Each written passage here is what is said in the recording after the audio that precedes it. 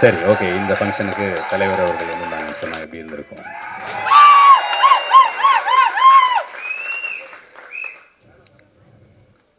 இங்கே வருகை தந்திருக்கும் பெரியவர்களே, தாய்மார்களே, பத்திரிகை சகோதர சகோதரிகளே, என்னுடைய இனிய நண்பர், மதிப்புக்கும் மரியாதைக்கும் உரிய திருநாவுக்கரசு சார் அவர்களே, தனஞ்சயனி சார் அவர்களே, அத்தனை பேருக்கும் என்னுடைய நன்றியை தெரிவிச்சுக்கிறேன். வாங்கண்ணா, வணக்கங்கண்ணா. என்னுடைய அன்புக்குரிய, பாசத்துக்குரிய, நேசத்துக்குரிய செந்தில் அவங்க வந்து அவங்களுடைய படம் அப்படின்னு சொன்னோன்னா நான் வந்து சரி நான் டெஃபினட்டாக வரேன். ஏன்னா அவரை வந்து நம்ம வாழ்த்தாமல் வேறு யார் வந்து வாழ்த்துவாங்க, நான் டெஃபினட்டாக வரேன் அப்படின்னு சொன்னேன். இங்கே வந்து உங்கள் எல்லாரையும் பார்த்தது வந்து எனக்கு ரொம்ப சந்தோஷம், ரொம்ப மகிழ்ச்சி. இந்த படம் வந்து நல்ல அளவில் அவங்க எதிர்பார்த்த அந்த லாபம், அந்த சக்ஸஸ் வந்து வரணும்னு சொல்லி நான் கடவுளை வேண்டி விடைபெறுகிறேன். நன்றி, வணக்கம். எப்படி ஸ்டார்ட் பண்ணுறது தெரியல. இந்த படத்தின் கதாநாயகனாக இருக்கும் சுந்தர் மகாஸ்ரீ வந்து என்னோடய ஹஸ்பண்ட் தான். ஜூனியர் ஆர்டிஸ்ட்டாக தான் எங்களோட லைஃப்பை ஸ்டார்ட் பண்ணோம். ஃபஸ்ட்டு ஜூனியர் ஆர்டிஸ்ட்டாக வந்தோம், அதுக்கப்புறமா அங்கேருந்து லவ் பண்ணி அதுக்கப்புறம் கல்யாணம் பண்ணி அதுக்கப்புறம் இப்படி இங்கே வந்து நிற்கிறோம். சரி, ரெண்டு பேரில் யாருன்னா ஒருத்தர் வந்து சினிமாவில் இருக்கணும்,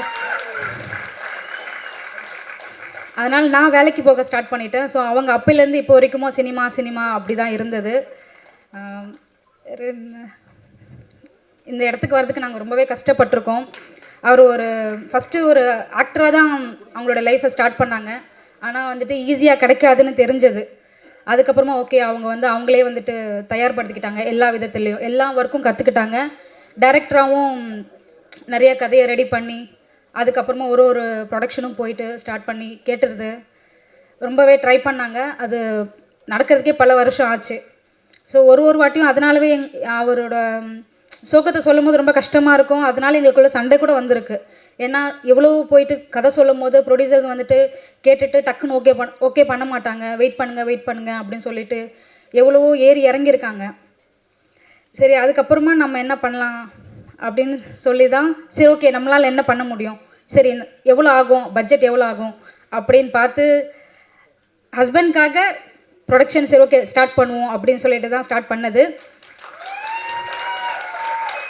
இதில் என்னோட உழைப்பு மட்டும் இல்லை, மகாலட்சுமி அம்மாவோட உழைப்பும் தான் இருக்குது.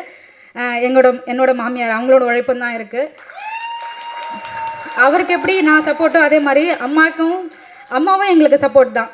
ஸோ அவங்க மூலமாக தான் இவ்வளோ தூரம் நாங்கள் வந்து நிற்கிறோம். என்னன்னா அது மட்டும் இல்லாமல் இந்த படத்தை வந்து நாங்கள் 20 நாளில் ஷூட் பண்ணி முடிச்சிட்டோம். அதுக்கு மெயின் ரீசனே வந்துட்டு நம்மளோட டீம் தான், இந்த படத்தில் இருக்கிற டீம் தான். எல்லாருமே வந்து அவங்களுடைய சப்போர்ட்டை வந்து ரொம்பவே நிறையவே கொடுத்துருக்காங்க. எந்த அளவுக்கு சீக்கிரமாக முடிக்க முடியும் அப்படின்றது அவங்க கொடுத்த ஒத்துழைப்பினால தான்.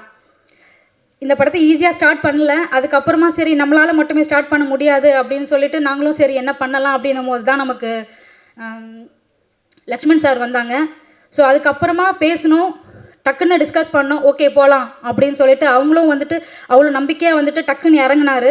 அதுக்காக லக்ஷ்மண் சாருக்கு நன்றி சொல்லிக்கிறேன். இங்கே இந்த டீமில் இருக்க எல்லாருக்குமே நன்றி சொல்லிக்கிறேன். ஏன்னா அவங்களோட ஒத்துழைப்பு இல்லைன்னா இவ்வளோ சீக்கிரம் இந்த படத்தை முடிச்சிருக்க முடியாது.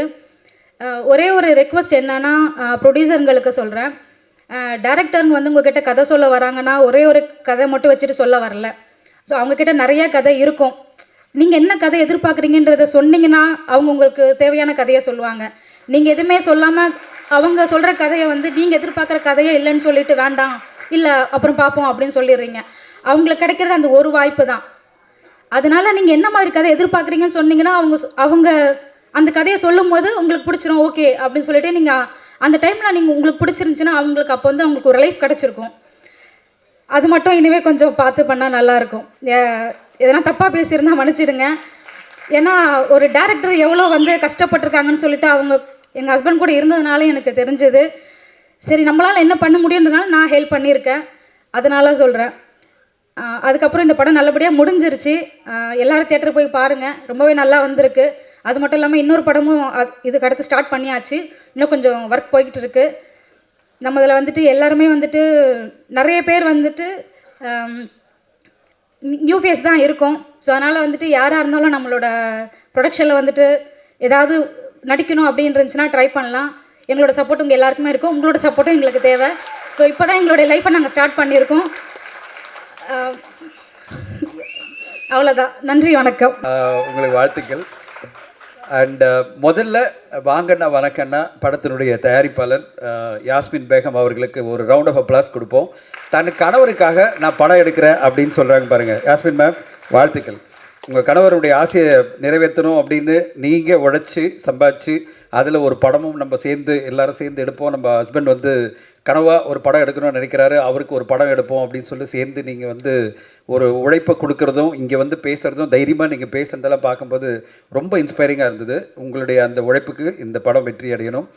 அண்ட் லக்ஷ்மணன் அவர்கள் ரொம்ப என்ன சொல்கிறது, ஒரு அன்பான ஒரு தயாரிப்பாளராக வந்து ஆஃபீஸ் வந்து நீங்கள் கண்டிப்பாக வரணும், இந்த ஃபங்க்ஷனில் கலந்துக்கணும் அப்படின்னு சொல்லிட்டு அவ்வளோ மரியாதையோடு சொல்லும்போது நம்ம அவருக்கு நோ சொல்ல முடியல.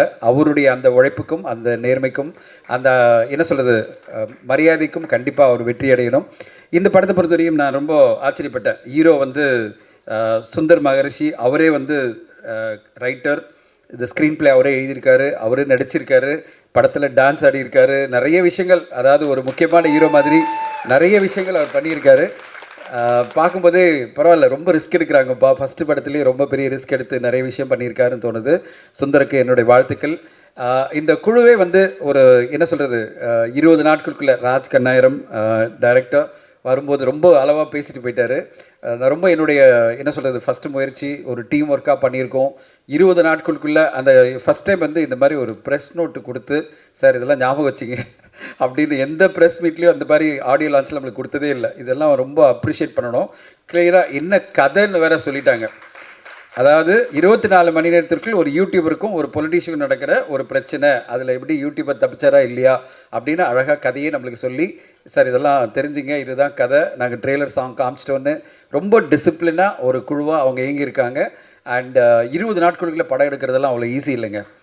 அதில் வந்து இத்தனை பாடல்கள், காமெடி சீனு, அவ்வளோ ஆர்டிஸ்ட் வச்சு பரபரப்பாக இயங்கி எப்படி ஒரு மோகனா ஆங்கர் பண்ணாங்களோ அதே மாதிரி பரபரப்பாக படத்தை வந்து 20 நாட்கள் டே அண்ட் நைட்டு, ஏன்னா ஒரு மேடம் ப்ரொடியூஸ் பண்ணுறாங்க, அவங்க கண்டிப்பாக டைட்டாக பட்ஜெட்டு கொடுத்து இதுக்குள்ளே முடிங்கன்னு சொல்லியிருப்பாங்கன்னு நினைக்கிறேன். அந்த பட்ஜெட்டுக்குள்ளே முடிக்கணும்னு சொல்கிறதுக்காக இந்த குழு ரொம்ப டே அண்ட் நைட் இயங்கி ஒரு படத்தை கொண்டு வந்திருக்காங்க.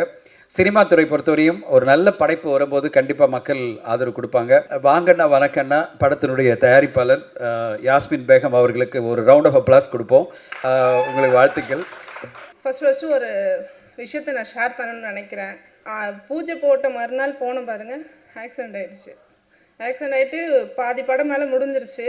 அப்போ சுந்தர் சொன்னார், நீங்கள் வர வரைக்கும் உங்களோட போர்ஷன்ஸ் வெயிட் பண்ணிகிட்ருக்கோம், அது நீங்கள் தான் பண்ணணும், உங்களால் பண்ண முடியும் அப்படின்ற ஒரு வார்த்தை வந்து நமக்கு எவ்வளோ பெரிய சப்போர்ட் இல்லையா. நம்ம நிறையா பர்சன்ஸ் பார்க்குறோம், மீடியாவில் எல்லாரையும் பண்ணுறோம், முடியாமல் நடக்க முடியாமல் வந்து திரும்ப நான் அந்த என்ட்ரி கொடுத்து திரும்ப அந்த ப்ராஜெக்டை நான் கம்ப்ளீட் பண்ணியிருக்கேன்.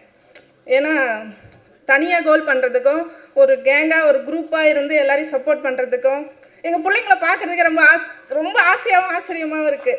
ஏன்னா கூடவே இருந்துட்டு ஸ்க்ரீனில் பார்க்கும்போது ரொம்ப அழகாக தெரியுறானுங்க, ரொம்ப சூப்பராக பண்ணியிருக்காங்க. ஏன்னா யங்ஸ்டர்ஸ் அதையும் புதுசாக வரவங்க எல்லாரையும் சப்போர்ட் பண்ணுங்கள், மீடியா எல்லாருக்கும் ரொம்ப வரவேற்பு கொடுங்க. Thank you so much.